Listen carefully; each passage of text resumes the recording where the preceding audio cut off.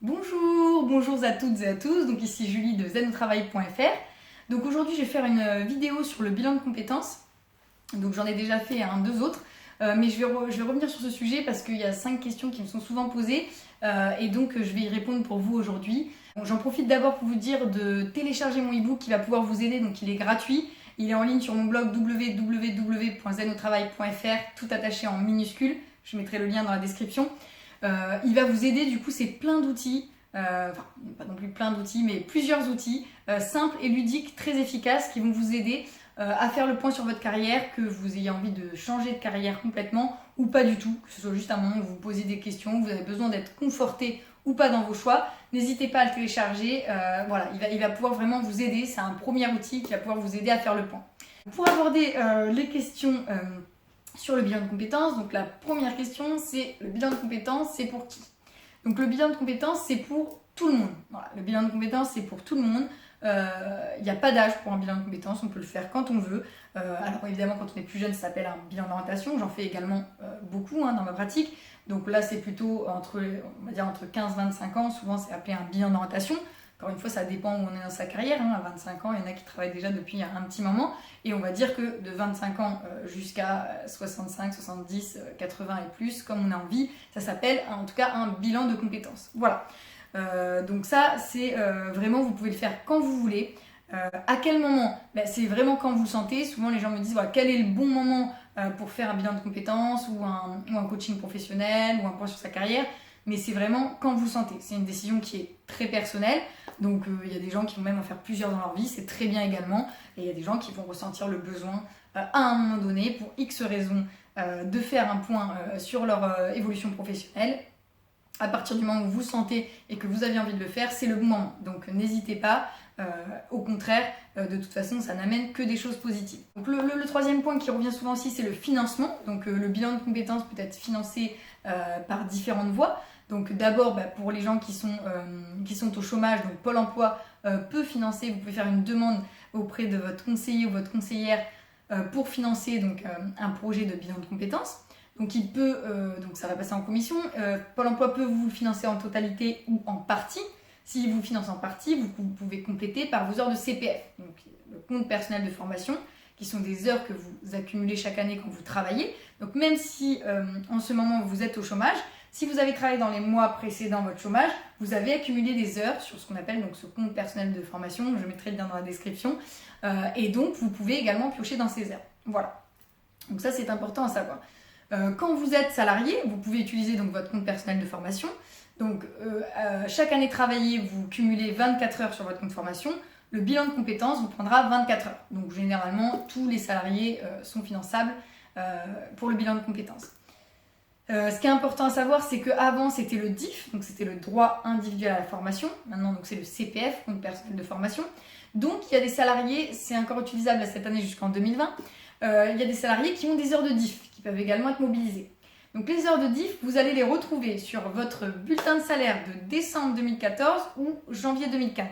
Ou sur une feuille, donc soit directement sur le bulletin de salaire, soit sur une feuille annexe, attestation d'heures de DIF, qui sera fournie, mais avec votre bulletin de décembre 2014 ou de janvier 2015, puisqu'après on est passé au CPF.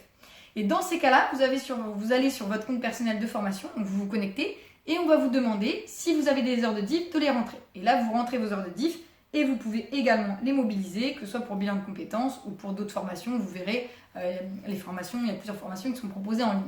Et le CPF, donc grâce à votre CPF, l'employeur n'est pas au courant. Parce que souvent aussi, c'est une question qui revient. Est-ce que mon employeur est au courant que je vais entamer une démarche de bilan de compétences? La réponse est non. Votre employeur n'est pas au courant. Sauf si le bilan de compétences est sur le temps de travail. Auquel cas, vu qu'effectivement, il faudra arranger vos horaires en fonction du cabinet et des horaires ou de la consultante et de votre travail, là oui, on aura besoin de l'accord employeur puisqu'il faudra qu'il soit d'accord pour dégager une partie de votre temps de travail. Voilà.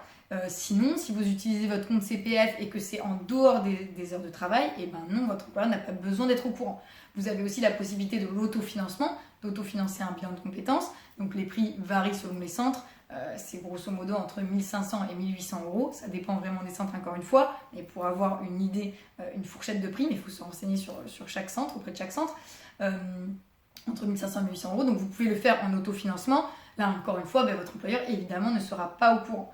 La seule, notamment, possibilité pour votre employeur soit au courant, c'est si c'est sur le plan de formation, donc si c'est l'entreprise qui vous finance votre bilan de compétences, mais auquel cas, ça c'est quelque chose que vous aurez discuté avec votre employeur et c'est vous qui aurez émis la volonté de faire un bilan de compétences, ce qui arrive aussi. Moi j'ai autant des gens qui le font en accord avec leur employeur parce qu'ils en parlent et donc c'est financé sur le plan de formation de l'entreprise.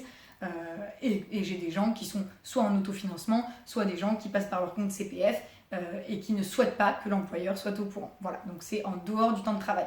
Tout est possible, voilà. C'est comme ça vous arrange et ça dépend de votre situation. Chaque situation est très différente et très personnelle. Et pour la dernière question donc, qui m'est également souvent posée, c'est comment choisir son centre de bilan de compétences. Donc évidemment, il faut vérifier que votre centre est bien, est bien agréé pour que ça puisse être pris en charge si vous souhaitez le faire passer par exemple sur votre compte CPF. Mais également, ce qui est très important, au-delà du centre, donc il y a deux choses, c'est déjà que ce soit quand même un centre, alors soit vous le faites en ligne et auquel cas là il n'y a pas de souci, mais si vous le faites en présentiel, c'est bien que ce soit un centre qui ne soit pas trop loin, soit de chez vous, soit de votre lieu de travail, que ça ne devienne pas pour vous une contrainte de vous rendre au centre de bilan de compétences. Il faut vraiment que ça reste un plaisir, que ça reste quelque chose d'agréable, de ludique. Voilà, il faut en faire un moment plaisant. Donc ça c'est important.